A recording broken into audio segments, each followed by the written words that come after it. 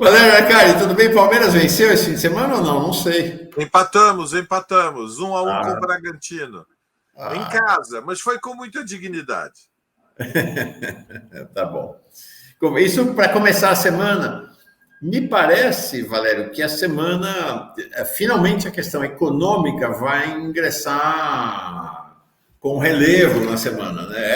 Era para ter sido um tempo voltado ao arcabouço fiscal, mudou de nome, mas continua como arcabouço fiscal, né? E, de fato, né, teve muito debate em torno do arcabouço fiscal, taxa de juros, mas a agenda da crise política acabou ocupando muito espaço, né? O 8 de janeiro, agora os escândalos ao redor do Bolsonaro, enfim, teve muitos temas, a própria crise política do governo, né, da base do governo, mas aparentemente essa semana o arcabouço entra na agenda do Congresso Nacional para um processo de votação que o governo pretende que seja muito rápida. O relator do arcabouço, o Cajardo, como é que é o primeiro nome dele? Acho que é Carlos Cajardo, do PP, vai apresentar hoje Cláudio Cajado, desculpa, do PP da Bahia, vai apresentar hoje para os líderes partidários uma visão do seu relatório. Se os líderes toparem, amanhã sai a público. Deve vazar já, reunião com um monte de gente vai vazar.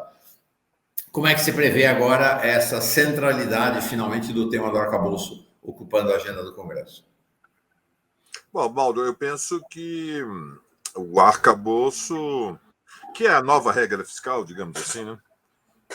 Não foi uma fórmula muito feliz quem batizou de arcabouço, porque ela trabalha com uma imagem talvez de alicerce, né, de edifício, mas eu penso que ela vai ser aprovada no Congresso Nacional, ou seja, ainda que haja tensões, porque há sempre uma poeira na luta política, que é a forma institucional, eu diria quase cenográfica, da disputa no parlamento, Câmara e Senado. Há um elemento cenográfico, há um elemento operístico para alegrar a manhã de segunda-feira daqueles que nos acompanham. Há um elemento operístico, ou seja, no qual há ritmo, há tensão, há luzes, há música, há ritmo, há floreios, há drama. Há um elemento operístico, teatral, cenográfico na luta parlamentar que leva a que haja uma ilusão de ótica sobre a gravidade das tensões. O projeto de nova regra fiscal vai ser aprovado por ampla maioria no Congresso Nacional, Mauro. Ampla maioria. E a dissidência será, fundamentalmente, na extrema-direita, por razões mais políticas do que econômicas. Ou seja, a extrema-direita, sem ter real pressão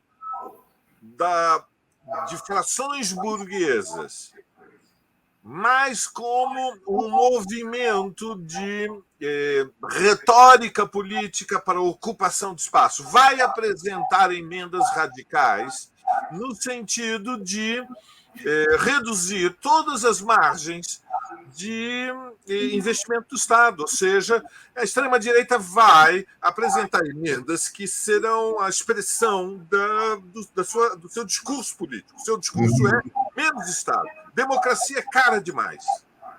Então, reduzir o custo do Estado, custo da educação pública, da saúde pública, reduzir o papel do investimento do Estado. Basicamente, o que a extrema-direita vai dizer é cada um por si, todos contra todos. Essa é a lei que permite prosperidade econômica. O Estado tem que garantir segurança, portanto, Forças Armadas e Polícia e Justiça, e pagar bem a juízes e a generais.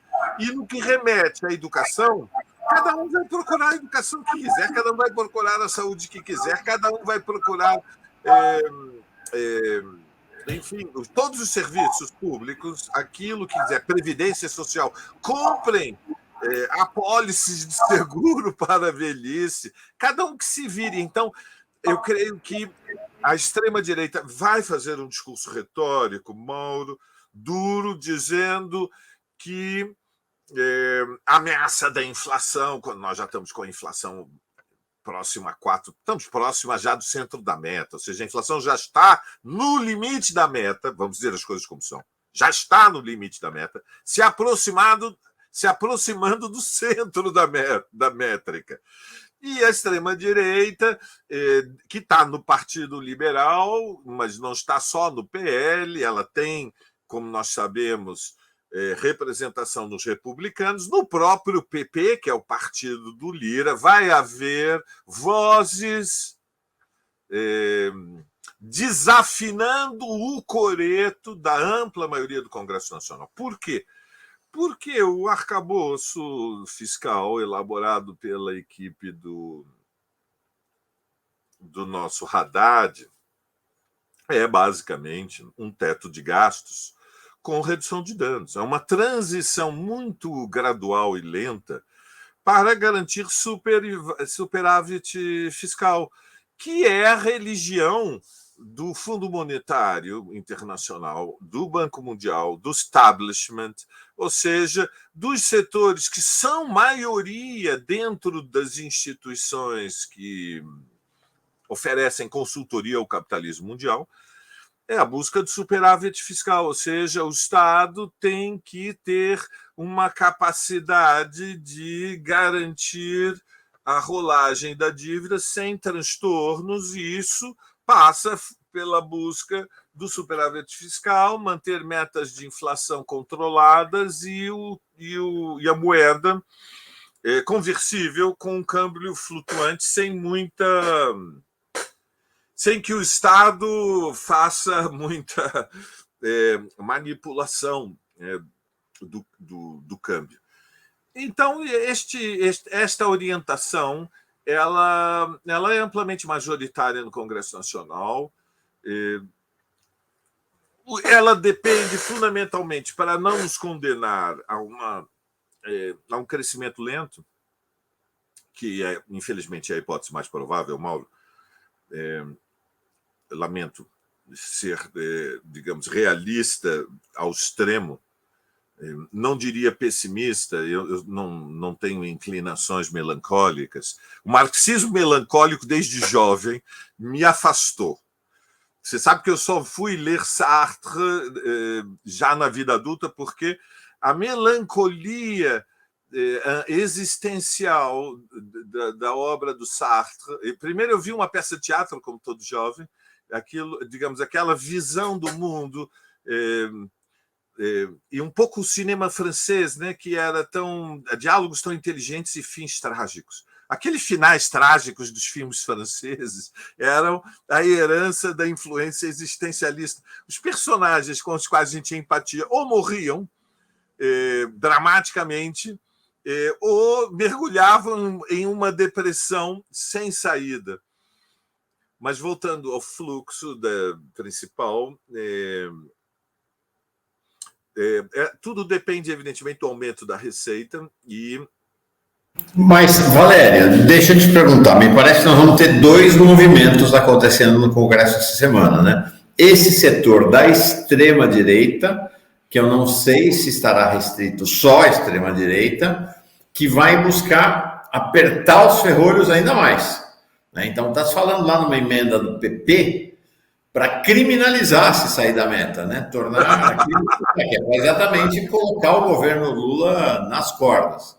Então, você vai ter uma tentativa, vamos assim, de endurecer ainda mais o arcabouço vindo da extrema-direita, talvez com apoios de segmentos aí do Centrão e de outros segmentos. E daqueles que estão com raiva do Lula, estão insatisfeitos, porque não ganharam os cargos, etc. E do ponto de vista da esquerda, há um debate interno da esquerda, a equipe do Haddad e a direção do Palácio do Planalto, e mesmo do PT não, né, da liderança na Câmara, Zeca Dirceu e Guimarães, estão jogando pesado para dizer, não pode apresentar emenda, porque se apresentar emenda, nós vamos abrir espaço para a direita. E um outro setor da esquerda que diz, não, nada disso. Tem que ter espaço para apresentar emendas para buscar melhorias no arcabouço. Como é que você vê este desenho? São assimétricos, né? Mas é como você diz, é exatamente assim. Ou seja, temos a extrema-direita com ecos na base do Centrão 1 e do Centrão do B, do Centrão 2, mas aí como figuras, digamos, personalidades em voo solo, erráticas. O centro vai ser a extrema-direita bolsonarista, organizada pelo PLL. Assimetricamente, numa outra proporção, há um debate à esquerda. Hoje tem reunião do PT, da direção da Executiva Nacional do PT, sobre este tema e, portanto, com a presidência da Gleisi. Veremos o que vai sair. Estamos todos, digamos, no campo da esquerda, especialmente na esquerda radical, no PSOL, acompanhando com atenção. Nós fizemos um seminário da bancada com a direção nacional do PSOL e orientamos não aprovar o arcabouço fiscal. A linha do PSOL é não aprovação. Nós, tal como está, vamos tomar a iniciativa de emendas, mas se não houver garantias de que, proporcionalmente à evolução da economia, o investimento em educação e saúde não diminui, nós não podemos aprovar. Ou seja, o PSOL não nasceu para aprovar redução do investimento público para a educação e para a saúde. Você entende, Mauro? Há coisas que vão além dos nossos limites. Ainda mais num país em que boa parte do dinheiro público para a educação vai para o setor privado da educação. E boa parte do investimento público em saúde vai beneficiar, finalmente, as empresas privadas, porque, como você sabe, os usuários beneficiam-se do SUS e os planos de saúde não pagam. Então, nós temos os nossos limites. Dentro do PT é um debate importante. Nós vimos movimentos como o do Lindbergh, que botou o dedo na ferida junto com a bancada do PSOL, foram as intervenções mais agudas dentro do Congresso Nacional sobre o tema do arcabouço fiscal. E, eventualmente, na articulação que é feita dentro do Congresso, nós teremos algumas emoções, digamos, nos próximos dias. Mas, quanto ao resultado, não creio que haverá qualquer tipo de surpresa, Mauro. Haverá uma aprovação muito, muito majoritária do arcabouço fiscal. Não acredito que medidas que são de um extremismo sem noção, ou seja, descolado da realidade, como a tentativa de criminalização do governo, do Haddad ou do Lula em função do resultado do orçamento. Imagina se isso fosse... Isso é pior que o teto de gastos. Quer dizer, imagina se isso fosse aprovado no mundo. Não existe este tipo de pressão jurídico, quase policial, que, na verdade, é a ideia de que não importa qual seja o resultado das eleições, há um 13º mandamento que Moisés trouxe da montanha, que é que os interesses dos credores da dívida pública não podem ser contrariados e que eles estão sob a proteção do Espírito Santo e, portanto, é um mandamento religioso que o Estado não pode gastar mais do que arrecada, como se o Estado fosse um orçamento doméstico. Há uma diferença fundamental. As famílias, nós temos um ciclo de vida. As empresas têm um ciclo de negócio. O Estado é uma instituição perene. O Estado é uma instituição imortal. Isto muda, evidentemente, qual é a capacidade de endividamento do Estado, porque são, no fundo, movimentos intergeracionais. É o presente arrancando uma parte da riqueza que será gerada no futuro para preparar melhores condições para as gerações que virão. É um pacto intergeracional. Não é um orçamento de uma dona de casa, não é o orçamento de uma família, o Estado. O Estado é algo muito mais complexo, Mauro. Deixa eu te perguntar uma questão. A partir dessa questão da tramitação do arcabouço, parece-me que a gente tem uma estratégia da extrema-direita, que é tentar a derrubada do governo Lula, e tentarão isso a todo momento, apesar de que ainda não apresentaram um pedido de impeachment. Mas devem tanto apresentar impeachment como provavelmente, se houver espaço, voltar às tentativas de golpe de Estado. Mas me parece que em relação àquilo que nós conhecemos como terceira via, o centrão, os neoliberais, a direita tradicional, não me parece que seja este caminho, o caminho de derrubada do governo Lula. Me parece que o caminho é muito mais de tomada do governo Lula do que de derrubada. Então você vê o Lira, os demais partidos, o PSB, somando forças, inclusive, com esses partidos, uma tentativa de trazer o governo Lula para executar o programa da direita tradicional brasileira, né? De fazer do governo Lula um governo... eu estava comentando com o Miola, a terceira via perdeu a eleição, mas quer ficar com o governo, né? Então, acho que este é um jogo complexo, com muitos bastidores, e me parece que a gente tem uma questão de cooptação de alguns segmentos da esquerda para esta lógica também, né? Claro. Bom, evidentemente, nós temos uma divisão na classe proprietária do país, ou seja, a inteligência burguesa mais lúcida compreendeu, depois do resultado eleitoral, depois digamos, da tragédia que foram os acampamentos, a sublevação, as interrupções de estradas dos caminhoneiros, a loucura da invasão dos palácios, a semi-insurreição. Teve um pouco de tudo. Teve o Jefferson dando tiro antes das eleições.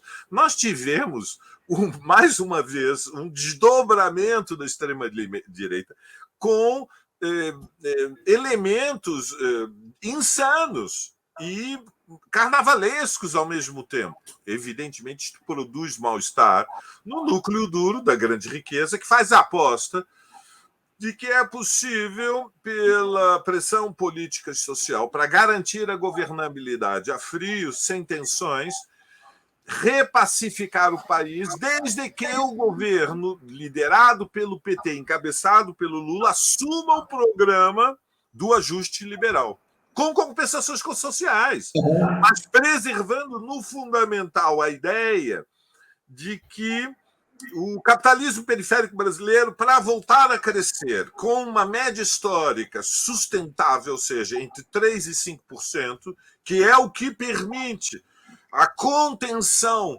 da explosão da miséria material, biológica, para metade da população economicamente ativa, que não é um problema secundário, é o problema central.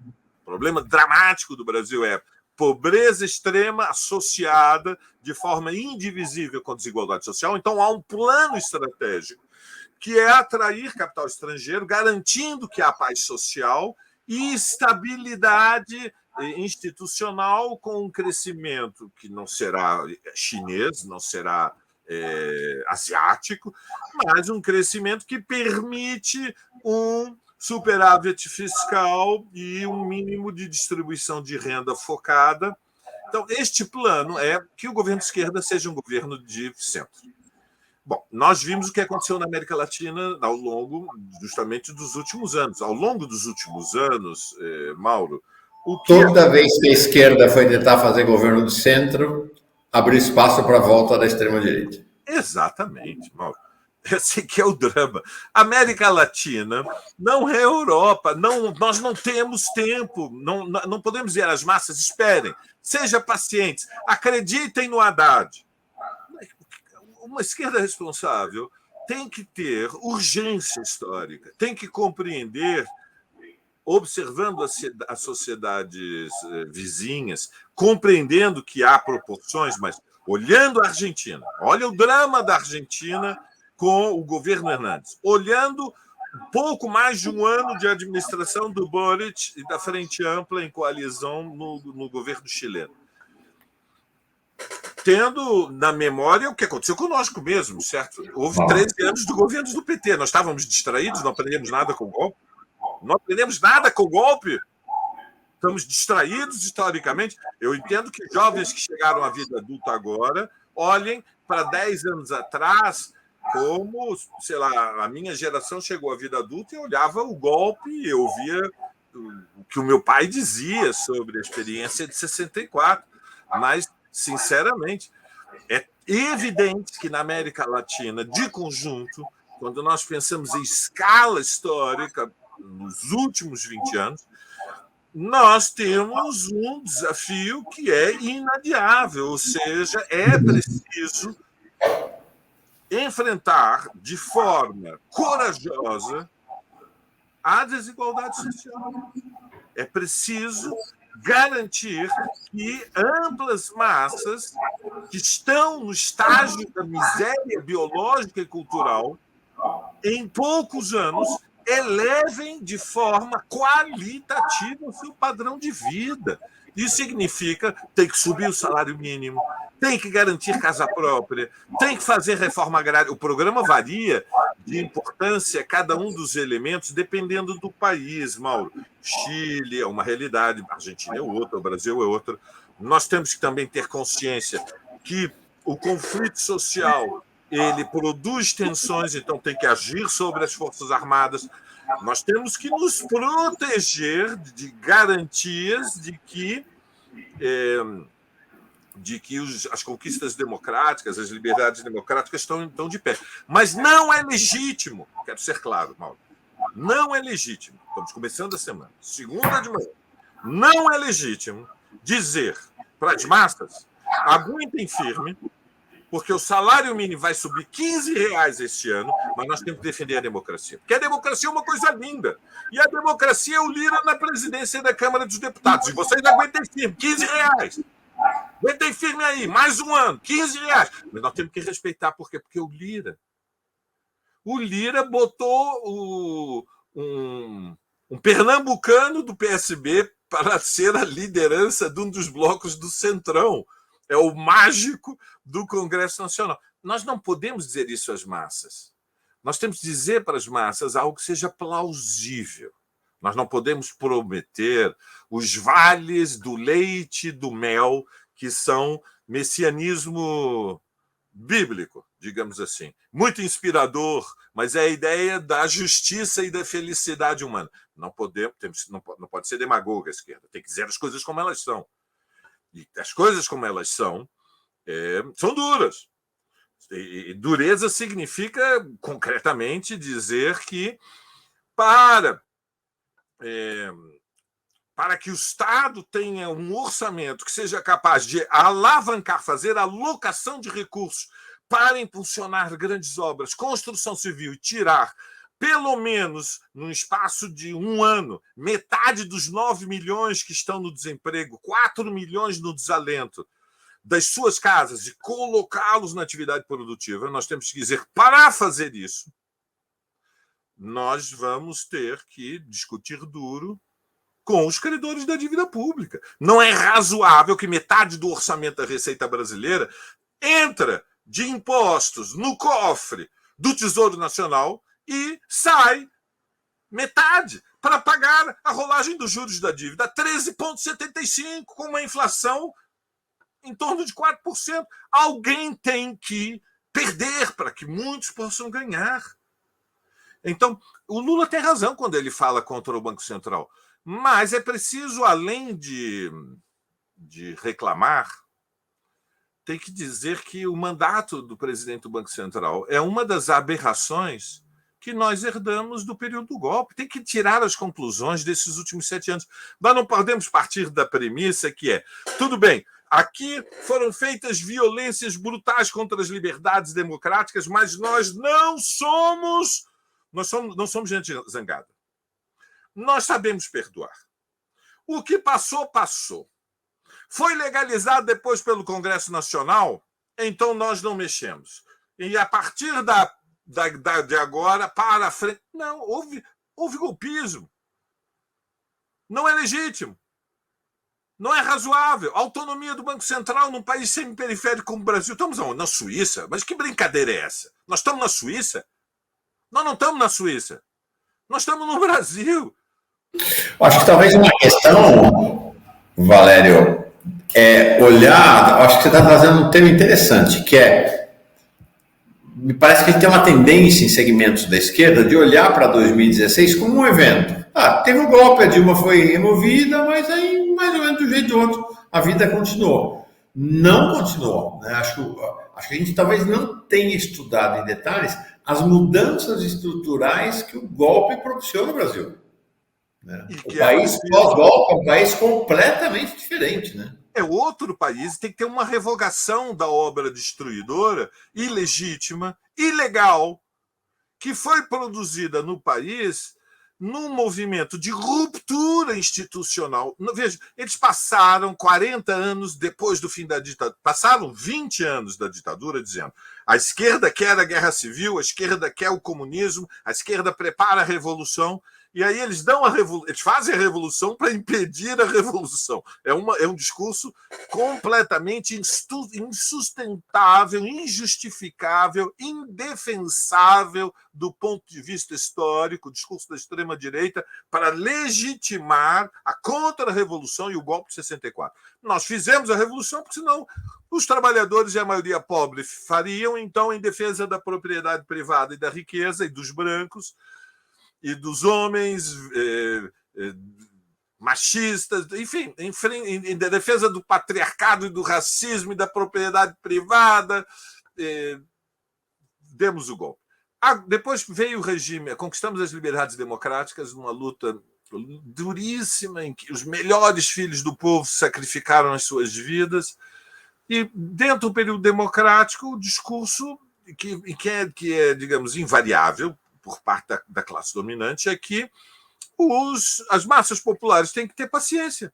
Vocês têm que ter calma. Vocês não podem querer tudo de um dia para o outro. Ou seja, fundamentalmente, a desigualdade é um fato da natureza e, em última análise, ela até pode ajudar favorece o crescimento econômico.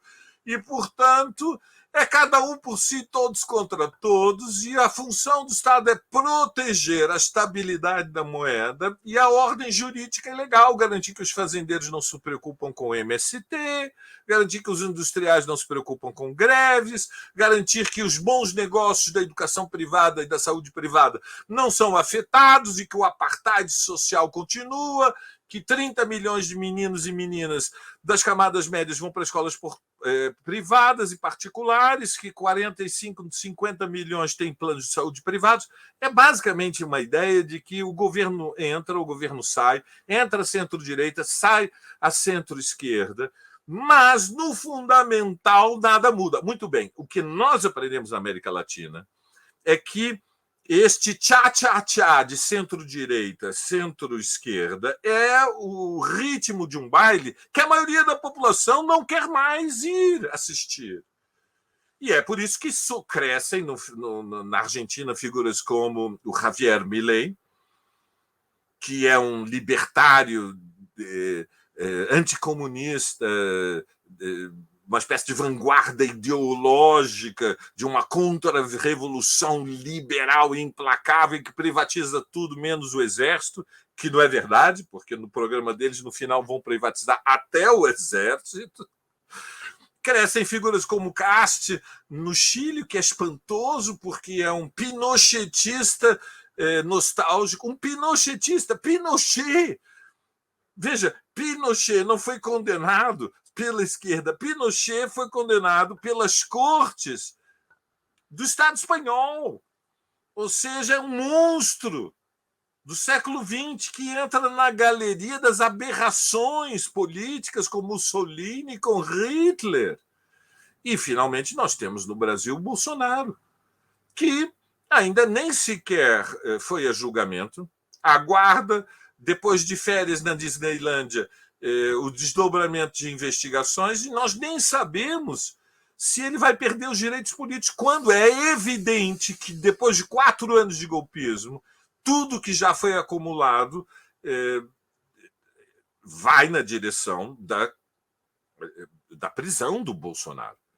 Então, veja, eu creio que o drama é que, numa parte importante da esquerda moderada, não se tiraram as lições do golpe e não se compreendeu que, para garantir de verdade a derrota da extrema-direita, que, primeiro, que a luta contra a extrema-direita não pode parar, que há uma corrente neofascista, que não se brinca com o perigo da contra-revolução, que eles querem voltar ao poder, eles têm presença, influência nos 3 governos mais importantes do Sudeste, nas Forças Armadas, nas polícias, ramificações ilegais em todo tipo de negócios escusos, inclusive milícias armadas, além de ter influência política para o seu programa, porque uma parte da sociedade brasileira, vamos dizer, politicamente apodreceu. O egoísmo de classe levou ao apodrecimento de um segmento político, de uma camada da sociedade brasileira que, no fundo, tem uma espécie de rancor social que ameaça o país com guerra civil, ou seja, a defesa dos nossos interesses a qualquer preço e, se necessário, que as Forças Armadas imponham a ordem e coloquem a esquerda de volta na ilegalidade. É neste contexto, portanto, que a esquerda moderada deveria, na minha opinião, digo isso sem pompa, né? sem arrogância, eu acho que todos nós na esquerda deveríamos aprender as lições do golpe e compreender que nós não temos o tempo a nosso favor. Na política, a oportunidade conta. O tempo é uma variável que, neste momento, não está a nosso favor. Inverteu. O tempo estava a nosso favor quando o Bolsonaro estava na presidência, acumulava catástrofe sanitária, com estagnação econômica, com aumento da pobreza biológica. Agora inverteu. O tempo está contra nós. Evidentemente, nós temos tempo. O governo Lula tem um tempo de benefício pelo alívio que prevalece na sociedade. Mas uma sociedade que está dividida e fraturada. Então, o que prevalece na nossa base social e numa parcela de eleitores que evoluíram para de uma rejeição maior ao Lula e à esquerda em 2018 para uma rejeição maior ao Bolsonaro em 2023, nós temos esse apoio da maioria, confirmado em diferentes pesquisas, e que se vê nas ruas, se vê nos locais de trabalho, se vê nas famílias. Ontem foi Dia das Mães. E imagino que nas outras famílias, como a minha, há bolsonaristas, e foi um dia tranquilo, foi um dia suave. Há um tempo de espera, mas não é indefinido. O tempo não é indefinido. Então, nós temos aqui que ter perspectiva estratégica. Evidentemente, tal como está o arcabouço fiscal, ele estabelece limites para a ação estatal que são dramáticos. Então, algumas garantias, no mínimo, tinha que se ter, como que a proporção do investimento em educação e saúde em relação à variação do PIB não pode diminuir. Inclusive porque é anticonstitucional. Inclusive porque, se aprovado o arcabouço fiscal desta forma, vai ser preciso uma nova emenda constitucional para flexibilizar o piso do investimento em educação e saúde. Aí você veja que situação dramática. A esquerda vai defender isso? Quem é que vai defender isso? O governo vai dizer para o PT: cometam harakiri. O governo Lula Rui Costa vai dirigir-se ao PT, ao PSOL, e diz: olha, vocês da esquerda, moderado ou radical, tem que cometer um harakiri, porque nós vamos ter que aprovar a redução do investimento em educação e saúde para garantir a promessa que nós fizemos para a direita liberal de que o superávit fiscal vai se encontrar o zero do déficit fiscal o ano que vem e vai ter superávit fiscal até o final do primeiro mandato. Então, você veja, isto é suicídio político. Não, entrega já para o Bolsonaro. Isto é suicídio. Tem eleições em 2024, tem eleições em 2026. Não há pensamento estratégico? Ou seja, a esquerda assume, mantém a austeridade fiscal, a economia caminha de lado como uma tartaruga tetraplégica com confusão mental. Não pode. Ou seja, nós temos compromissos nós não podemos cometer os mesmos erros de 2015 e 2016 com o Joaquim Levy, pelo amor de Deus. Erros novos, como diz uma parte mais brincalhona da esquerda. Erros novos, não os mesmos erros. Evidentemente que o impasse imposto pelo arcabouço fiscal produz tensões dentro da base social do governo, produz uma tensão com o PSOL. O PSOL, como foi a eleição do Lira, você sabe, o PSOL não pôde apoiar o Lira para a presidência da Câmara. Por quê? Por que não apoiamos o Lira? Porque o Lira era o presidente da Câmara dos Deputados, leal ao Bolsonaro, porque há coisas que não se fazem, porque são patéticas, como se diz, ou seja, triste e ridículo ao mesmo tempo. É um grau de concessão desnecessário depois de tudo o que aconteceu. Teve tentativa de golpe, teve 7 de setembro, teve Roberto Jefferson, depois teve demais, teve acampamentos, teve estradas, teve nova tentativa, teve semi-insurreição. E nós, Lira, alegremente, não pode. Há lições. O PSOL vai até onde ele vai, tem limites. Ele sustenta o governo Lula, defende o governo Lula contra a extrema-direita. Não contra os trabalhadores que nos apoiam. Sim. O Giancarlo Summa esteve aqui antes de você, e acho que ele anotou com precisão. O povo não vai esperar 3 anos. Uma ideia que está embutida nessa, me parece que de maneira equivocada, no arcabouço fiscal, que é, olha, a gente faz agora uma política de ajuste, a gente aperta o cinto ao máximo e daqui a 2 anos começa a soltar e a situação começa a melhorar. Nós vamos entregar o governo para a extrema-direita se for essa dinâmica. Mesmo porque nem vai melhorar, né, cara? O povo não tem 3 anos para esperar. Não tem.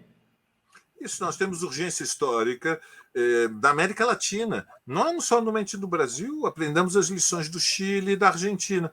Evidentemente, a maioria da população mais organizada, a classe trabalhadora organizada,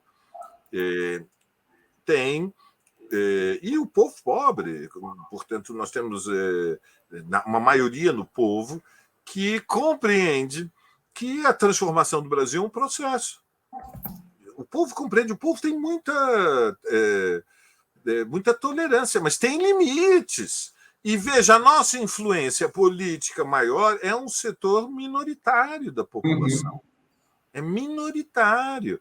Ou seja, o Brasil é um país pouco politizado, pouco ideologizado. Nós não podemos exigir da massa popular brasileira aquilo que ela não pode nos oferecer, porque é o resultado de uma dinâmica histórica, de como saímos da sociedade rural para a sociedade urbana. Nós pagamos um preço em 1980, na fase final da luta contra a ditadura. A escolaridade média do povo brasileiro era inferior a 4 anos para a população com 15 anos ou mais. Mauro, quando eu e você, quando nós chegamos à vida adulta, a escolaridade média era de 4 anos. A escolaridade média no Mediterrâneo, nesse momento histórico, já era de 16. Hoje nós temos uma escolaridade média que gira em torno de 8 anos para 15 anos ou mais, com números terríveis, muito baixos, para os de 60 anos ou mais. Ou seja, em 60 anos ou mais, você tem metade da população praticamente que é analfabeta. No Brasil, no qual nós dois chegamos à vida adulta, na nossa geração, metade da população era analfabeta. Então, nós temos que compreender o que é a sociedade brasileira.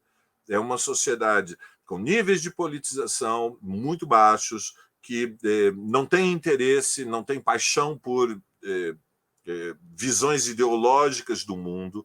Nós estamos falando de um povo que está preocupado em saber qual vai ser a evolução do salário, qual é a evolução dos níveis de emprego, qual é a evolução da inflação, quer saber qual é a evolução da educação pública, da saúde pública, da previdência social. E a estes temas, casa, trabalho, salário, educação, saúde, nos quais repousam as maiores esperanças e expectativas, e é sobre eles que a esquerda tem que mostrar que a mão não treme, que um governo de esquerda, mesmo em coalizão, se tiver que escolher entre preservar as alianças da coalizão ou honrar os compromissos feitos com o povo para derrotar Bolsonaro, vai escolher honrar os compromissos com o povo. E como Petro na Colômbia, se for preciso romper a coalizão, vai romper a coalizão. Ou seja, Não pode ser que o Lula receba ordens do Kassab do PSD. Não vai. Já basta o que aconteceu depois de 15 e 16, quando interromperam o mandato da Dilma e botaram o Lula na prisão. E ficou tudo por isso mesmo. E agora nós estamos fingindo que sofremos a amnésia seletiva. Não pode ser que no Palácio do Planalto se sofra alguém tenha momentos de amnésia seletiva. Não, nós vamos esquecer o que aconteceu em 2016, vamos esquecer o que foram as arbitrariedades do Temer. O Temer ser presidente da República é uma aberração histórica. Eu tenho que dizer em voz alta para eu acreditar que Michel Temer foi eleito presidente.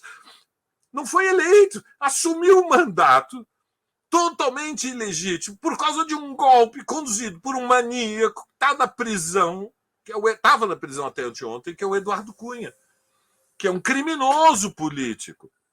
Veja, então, não pode haver amnésia seletiva. E disto decorre que a luta pelas reivindicações elas devem ser inseridas como uma prioridade, reivindicações populares, num plano de estratégia da ação do governo. E se os limites da coalizão, do presidencialismo de coalizão, produzem choques, bom que venham os choques. Que a extrema-direita diga com todas as letras quais são os interesses que eles estão representando. Se vai ter tensão com o Kassab, se vai ter tensão com o antigo PFL do Antônio Carlos Magalhães Neto, bom, vai haver tensões com a Simone Tebet. Sim, com a Simone Tebet. Se houver tensões, vai ter tensões. Se tiver tensões com o Alckmin, vai ter tensões com o Alckmin. Porque o que nós estamos discutindo é o destino da nação. E a verdade é, da maneira como o Haddad fez a negociação, ele encontrou algumas brechas, porque fez uma negociação inteligente, porque Fernando, evidentemente, é uma pessoa muito habilidosa, porém, no fundamental, o arcabouço fiscal é a preservação de um teto de gastos com descontos. E, portanto, há uma filosofia, que eu brincava, né, o 13º mandamento, o 11º, o 12º, os mandamentos secretos que ficaram ocultos depois que Moisés desceu da montanha. Eu usava, digamos, fazia uma brincadeira para dizer que, a rigor, esta legislação toda é abusiva. Então, a verdade é que é que não há nenhuma necessidade, pela forma como é contratada a dívida pública, que o Estado apresente à sociedade um contrato, que é isso que significa o arcabouço fiscal, em que ele jura que, aconteça o que acontecer, os primeiros interesses a serem preservados são os credores da dívida pública. E é o tema. Para terminar, tanto é assim, que o próprio Bolsonaro não pode responder. Porque se os primeiros interesses a ser defendidos são os dos credores da dívida pública, o Bolsonaro não teria sido obrigado a criar programas de emergência sobre o impacto da pandemia, porque é irracional. Então, é neste contexto que eu diria assim, vai ser aprovado sem maiores dificuldades, mas não são boas notícias. Vai ser uma semana complexa essa, vamos acompanhar semana que vem. Valério Arcari de novo aqui com a gente. Boas estratégias, boas ações, bons debates e reflexões essa semana para ti, Valério. Boa comida também. Valeu. Vai ter um Dia Marcos aqui em São Paulo, no próximo sábado, no galpão do MST, iniciativa da Boitempo com o MST, Dia Marcos, no galpão, aqui em frente ao Armazém do Campo, no centro de São Paulo. Todos serão bem-vindos. E foi uma feira da Reforma Agrária extraordinária, desde quinta até ontem, na Água Branca, aqui pertinho, ao meu lado. Passaram por lá centenas de milhares de pessoas. A infra tem que ser recalculada. Foi tanta gente, tinha fila para tudo. Mais um sucesso. Quer dizer, são as coisas difíceis que vêm das vitórias. Foi uma demonstração de força espetacular do MST. Acho que toda a esquerda podemos nos orgulhar. Viva o MST, viva mesmo. Valeu, Valério. Abração. Aquele abraço, boa semana para todos.